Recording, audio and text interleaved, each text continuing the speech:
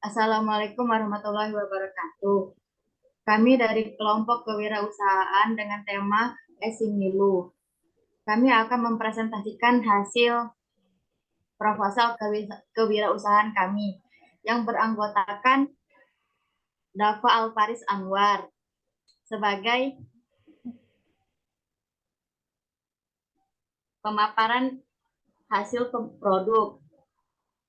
Kedua ada Inaya Ramadina Siregar sebagai pembuatan laporan.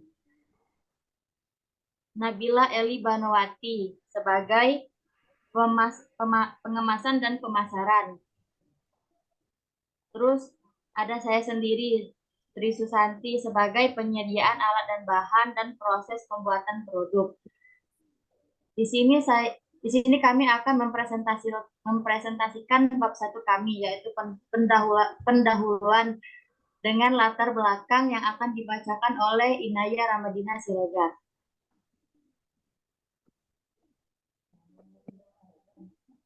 Judul usaha. Judul dalam pelaksanaan program kewirausahaan mahasiswa yang hendak diajukan ini adalah Esimilu. Judul telah kami sesuaikan dengan tema dan tujuan kegiatan. Latar belakang masalah. Program kewirausahaan mahasiswa ini mengacu pada bentuk kegiatan usaha di bidang produk kreatif. Bentuk usaha di bidang produk kreatif dipilih karena usaha di bidang ini masih sedikit jumlahnya di kalangan mahasiswa. Sumatera Selatan merupakan daerah yang memiliki banyak keanekaragaman jenis kuliner. Di Sumatera Selatan juga terkenal dengan hasil alamnya yang melimpah, salah satunya adalah buah-buahan. Karena merupakan daerah penghasil buah-buahan yang cukup besar, dengan mempertimbangkan potensi alam di daerah Sumatera Selatan dan kemampuan dalam mengelola hasil alam, selain itu mengingat cuaca saat ini yang sudah memasuki musim kemarau, maka kami memiliki minat mengolah hasil alam buah-buahan dengan ide usaha membuat es similu. Di musim kemarau seperti sekarang ini, kita sangat membutuhkan minum-minuman yang segar dan mengandung banyak vitamin untuk mengurangi potensi terkenanya dehidrasi. Minuman bernutrisi yang kaya vitamin bisa dengan mudah didapatkan dari minuman yang berasal dari buah-buahan. Similu adalah salah satu dessert yang berasal dari Hong Kong. Dessert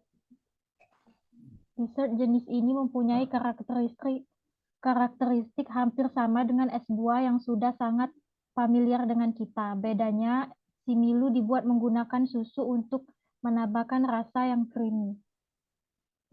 Rumusan masalah. Berdasarkan latar belakang masalah yang telah diuraikan di atas, maka kami menyusun rumusan masalah sebagai berikut. Bagaimana menarik minat masyarakat untuk rajin mengkonsumsi buah-buahan dan minuman yang kaya nutrisi? 2. Bagaimana proses pembuatan es similu? 3. Bagaimana peluang bisnis es similu? Tujuan. Adapun tujuan penulisan untuk memenuhi tugas proposal mata kuliah kewirausahaan, yaitu 1. Mengetahui cara pemanfaatan penggunaan buah-buahan lokal. 2. Mengetahui proses cara pembuatan es similu.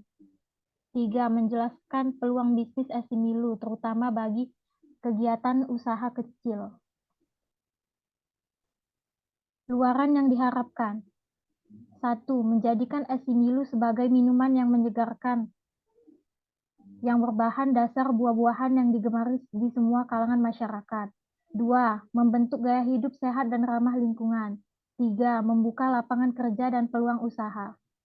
Manfaat kegiatan. Manfaat dalam penulisan proposal ini dibagi menjadi 2 bagian, yaitu manfaat untuk kelompok dan masyarakat.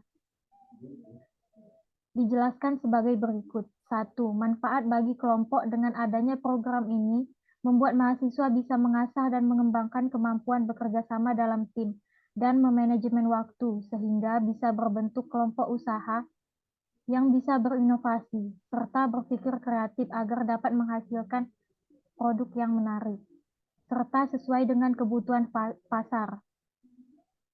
Dalam melakukan wirausaha secara berkelanjutan dan menghasilkan profit usaha. 2. Manfaat bagi masyarakat. Program ini bisa menjadi sarana peluang lapangan pekerjaan bagi masyarakat, sehingga bisa menjadi salah satu sumber pendapatan maupun tambahan pendapatan. serta menjadi contoh model usaha dalam menjalankan bisnis. Dengan adanya produk Esimilu diharapkan bisa menjadi salah satu alternatif yang menyehatkan.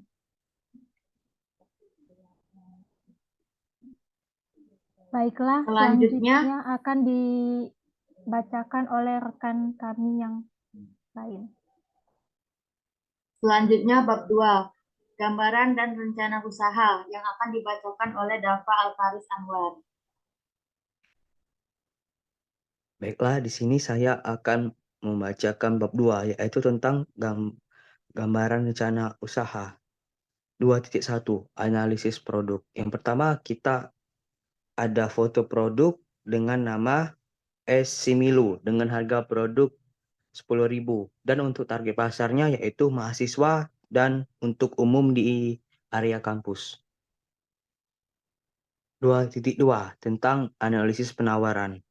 Di sini ada beberapa analisis atau langkah yang dapat Anda ikuti, yaitu yang pertama tinjauan rincian penawaran.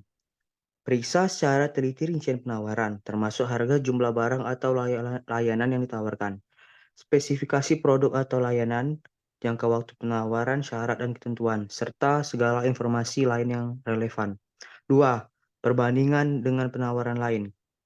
Jika Anda memiliki beberapa penawaran dari pemasok atau penyedia layanan yang berbeda, bandingkan masing-masing penawaran untuk melihat perbedaan dan kelebihan dari masing-masingnya. Dan perhatikan faktor seperti kualitas, harga, garansi, waktu pengiriman, dan dukungan purna jual. 3. Evaluasi kredibilitas pemasok. Lakukan penelitian atau lakukan verifikasi terkait kredibilitas pemasok yang menawarkan produk atau layanan. Tinjau sejarah perusahaan, reputasi, pengalaman, dan testimoni pelanggan sebelum membuat keputusan. 4. Pertimbangan kualitas. Tinjau kualitas produk atau layanan yang ditawarkan. Periksa apakah mereka sesuai dengan standar yang Anda harapkan dan apakah mereka memenuhi kebutuhan dan persyaratan yang telah Anda tetapkan. 5. Evaluasi harga. Periksa apakah harga yang ditawarkan sesuai dengan nilai produk atau layanan yang Anda terima.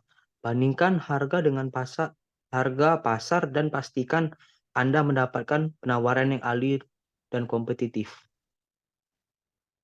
6. Evaluasi risiko.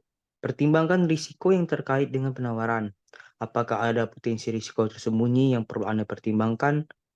Dan perhatikan kebijakan pengembalian, garansi, dukungan teknis, dan pertimbangkan faktor-faktor ini dalam pengambilan keputusan. 7. Pertimbangkan syarat dan ketentuan. Baca dengan seksama syarat dan ketentuan yang terkait dengan penawaran tersebut. Pastikan Anda memahami semua persyaratan yang tercantum dan tidak ada ketentuan yang merugikan atau tidak sesuai dengan kebutuhan Anda. 8. Pertimbangkan dukungan dan layanan pelanggan. Tinjau dukungan dan layanan pelanggan yang ditawarkan oleh pemasok. Apakah mereka menyediakan layanan pelanggan yang baik dan responsif? Ini penting untuk memastikan bahwa Anda akan mendapatkan bantuan jika terjadi masalah atau pertanyaan di masa yang akan datang. 9. Lakukan analisis biaya manfaat. Lakukan analisis biaya manfaat untuk membandingkan nilai yang diberikan oleh penawaran dengan biaya yang harus Anda keluarkan, dan pertimbangkan manfaat jangka panjang dan jangka pendek dari penawaran tersebut. 10. Ambil keputusan. Setelah melalui langkah-langkah di atas, Anda dapat membuat keputusan yang didasarkan pada analisis penawaran. Pilih penawaran yang paling sesuai dengan kebutuhan Anda dan memberikan nilai yang terbaik dan memberikan kepercayaan yang cukup terhadap pemasok atau penyedia layanan tersebut. 2.3. Perhitungan ekonomi. Biaya bahan yang kami dapat yaitu 209.500, untuk biaya alat 100.000 dan jumlah cup 40. Harga satuan yang kami tawarkan yaitu 10.000. Biaya rata per cup. Biaya bahan plus biaya alat 40 dikali 10.000 sama dengan dibagi sama dengan 209.500 ditambah 100.000. Jadi 400.000 dikurang 309.500 dengan keuntungan yang kami dapat yaitu 90.500.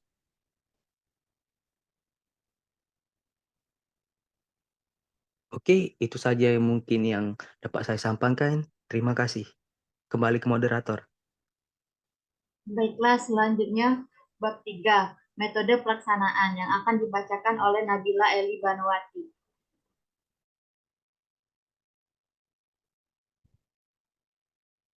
Metode pelaksanaan alat dan bahan. Alat yang digunakan pada kewirausahaan ini adalah 1. Lakban putih, 2. Double tip, 3. Cup es, 4. Sendok plastik, 5. Sedotan plastik, 6. Kantong plastik. Bahan yang digunakan pada kewirausahaan ini adalah 1. Puding, 2. Buah-buahan, mangga, stroberi, alpukat, apel, dan lain-lain.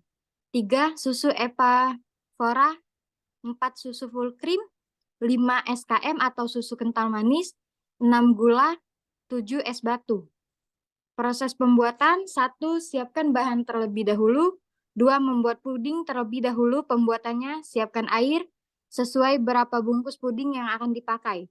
Tuangkan bubuk puding ke dalam panci yang digunakan untuk memasak puding. Masukkan air yang telah disiapkan tadi sedikit dulu. Aduk rata puding sampai tidak ada bubuk yang menggumpal. Tambahkan sedikit gula pasir dan masukkan seluruh air yang disiapkan tadi. Aduk-aduk terus dan masak puding dengan api kecil hingga mengental dan mendidih. 3. Kemudian jika telah selesai, masukkan puding ke dalam cetakan agar dan tunggu hingga dingin dan mengeras. 4. Setelah keras, parut puding dengan bentuk memanjang seperti dawet. 5. Selanjutnya kita siapkan buah-buahan yang akan dipakai untuk membuat es milunya. 6. Kupas dan potong buah berbentuk dadu. 7. Setelah buah dan pudingnya siap, tuangkan susu full cream ke dalam mangkok. Tambahkan 1-2 kaleng susu evapora. Aduk dan tambahkan susu kental manis. Masukkan buah dan puding yang sudah disiapkan tadi, lalu aduk sampai merata. Selanjutnya masukkan ke dalam cup untuk es milu yang sudah disediakan. Lalu masukkan ke dalam kulkas agar dingin. 9. Selesai, es milu siap dinikmati dan selamat mencoba. Proses pemasaran. Proses pemasaran dilakukan di area kampus dengan target pasar yaitu masyarakat dan mahasiswa dengan anggaran dana promosi sebelumnya es milu yaitu dengan harga 10.000. Baiklah, selanjutnya akan dilanjutkan oleh rekan saya. Baiklah, di sini ada bab 4, yaitu biaya dan jadwal kegiatan. Di sini saya sendiri yang akan membacakannya. 4.1. Anggaran biaya. Anggaran biaya yang telah diperlukan dalam pelaksanaan program ini adalah sebagai berikut. Di sini ada terdapat tabel 4.1, rencana anggaran biaya. Jenis pengeluaran, sumber dana, dan besaran dana. Yang pertama ada alat bahan dan lain-lain. Sumber dananya itu dari kami sendiri sebagai mahasiswa. Besaran dana untuk kegiatan ini sebesar 400.000, yaitu mencakup bahan sebesar 250.000 dan alat sebesar 150.000. Jadwal kegiatan. Jadwal kegiatan pelaksanaan program ini yaitu penyediaan alat dan bahan, yaitu selama 1 bulan. Penanggung jawabnya saya sendiri. Terus yang kedua ada proses pembuatan produk selama 2 bulan.